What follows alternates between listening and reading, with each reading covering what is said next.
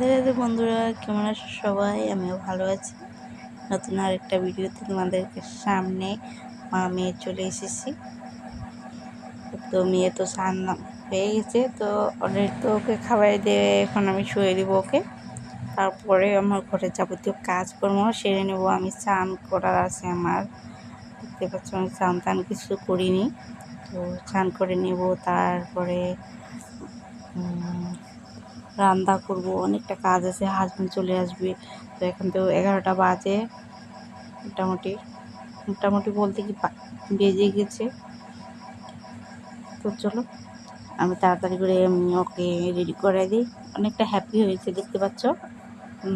সকালে কি হয়েছে, স্নান করে দিয়েছি কি রোদটা চলে যাচ্ছে, একদম ঠান্ডা ঠান্ডা হয়ে যাচ্ছে। বৃষ্টি বৃষ্টি পড়বে এরকম ভাব। তো ওকে কী করেছি আমি, তেল মাখায় দিয়েছি। না, তেল মাখায় দিলে ওকে মালিশ করে দিল একটু হালকা হালকা তেল দিয়ে, তো ঘুমিয়ে পড়ে।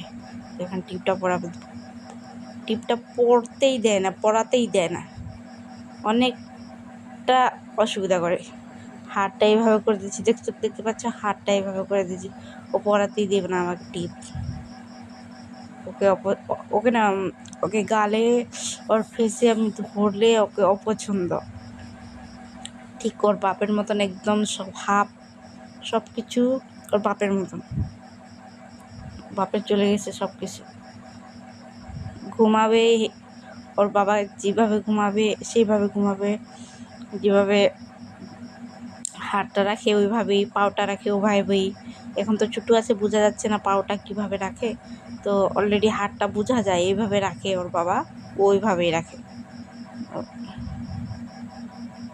সবাই তো বলে ওর বাপের মতন দেখতে, আমার তো কিছু আসেই নি। দেখা যাক বড় হলে আমার মতন হয় কিনা, ফেসটা হালকা হালকা হয়ে যায়। লোকে বলে আর কি, ছোট্ট সময় বোঝা যায় না, অনেকটা লুক চেঞ্জ হতে থাকে বাচ্চাদের, তো পরে যায় বোঝা যায় কি। যাই হোক, তো ওকে আমি এখন রেডি করে দিয়েছি, অলরেডি জামা পরে দিয়েছি, তো ঘুমাই।